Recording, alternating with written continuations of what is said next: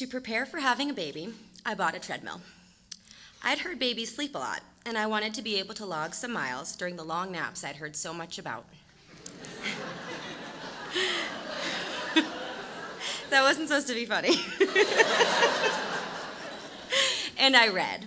As a type A personality and compulsive reader, I read everything from Exercising Through Your Pregnancy to Baby Whisperer to Spiritual Midwifery.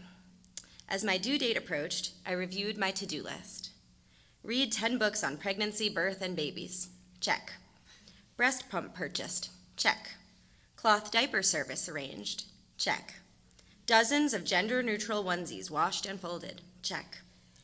There were a couple of items on my list that had me worried, though. Giving birth and being a mother. For 9 months, I had nightmares. I pestered my midwife at every prenatal appointment, asking for tips on how to prepare for the birth. She assured me there was no magic breathing technique, no special self-hypnosis method, or any other type of training I could do to ease me through the arduous task of labor.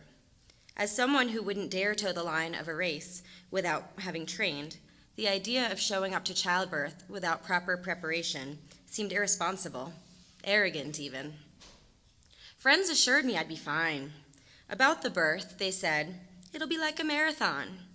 I had completed 6 marathons and 2 Ironman triathlons.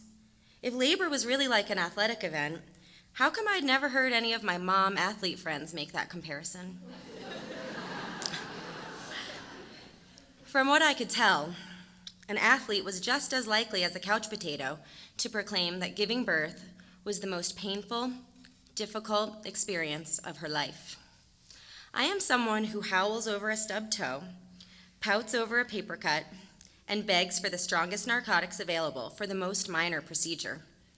And I was planning to have my baby at home, sans drugs. My contractions started when I was out. On my way home, I picked my husband up and casually mentioned, "I think I'm in labor." I felt smug. This was what everyone was bellyaching about? 4 hours later, searing pain in my low back woke me from a sound sleep. My husband set up the birth tub while my mom breathed with me through the contractions. When the midwives arrived at my house, the birth tub was finally full of hot water. I eased into it as the day's first rays of gray light peeked in through the blinds, and I thought to myself, this morning I'll have a baby. Except it didn't happen that morning, or that afternoon, or that night. The baby was born in the wee hours of the following morning, 15 days after her due date and 30 hours after the first contraction. I could tell you about how much it hurt or how each minute felt like an hour, about the fatigue or puking my guts out, about my mom brushing my husband's teeth when I demanded he get his nasty breath out of my face, but protested when he left my side to try to go to the bathroom. I could tell you about the hours and hours of pushing, about the text message I received from a friend that Friday night asking, "You busy?" About what it felt like to not even care whether I went to the hospital, got an epidural, or even had the baby cut out of me just to make it stop. About how for a while I wasn't sure I believed I had the strength to continue laboring. But you don't want to hear about all that. And you definitely don't want to know what it was like to watch my husband pick little pieces of my poop out of the birth tub. When the midwife placed the sticky, oily, perfect baby in my arms, I smiled into a pair of little dark brown eyes that stared back intently. My husband and I gazed at the precious being we'd created.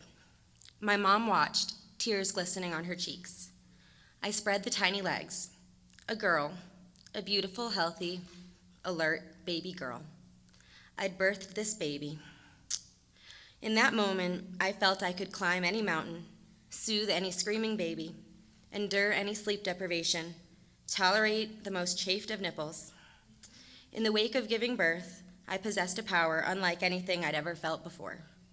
I was confident I was capable of anything, even mothering this baby.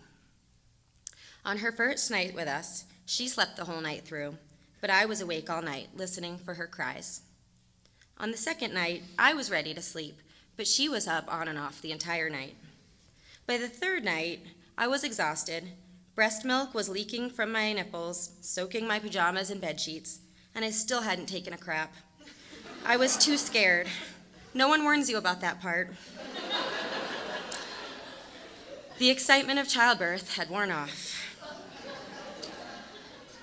The books had done nothing to prepare me for an actual baby. When my mom and dad had flown back east, my in-laws had stopped dropping over every day. The steady stream of visits and meals from friends and neighbors ended. My husband went back to work, and I was left alone in the house, nursing the baby all day long, it seemed. It occurred to me, the books didn't mention this part. But if childbirth was unlike a marathon, actually being a mother was even less so. With no course arrows or mile markers, I had no idea how I was doing or if I was even going the right way. Nothing could have prepared me for motherhood, not for the monotony of days spent nursing, diapering, and burping, or the nagging sense that nothing was actually getting done. And nothing could have prepared me for the intensity of the love that burst from me for this tiny being, my baby. And maybe that was the point, because if anything could prepare you for the pain of childbirth, the heartache of watching your baby get her first shots, the anxiety that someday someone will push her on the playground, break her heart, or fire her, then there would have to be something to prepare you for the overwhelming joy in toothless smiles, the gleeful sound of high-pitched giggles, and the pride in watching your child achieve mastery of a new skill.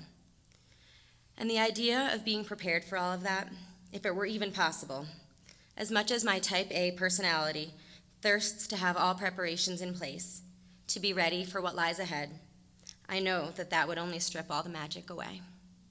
Thank you.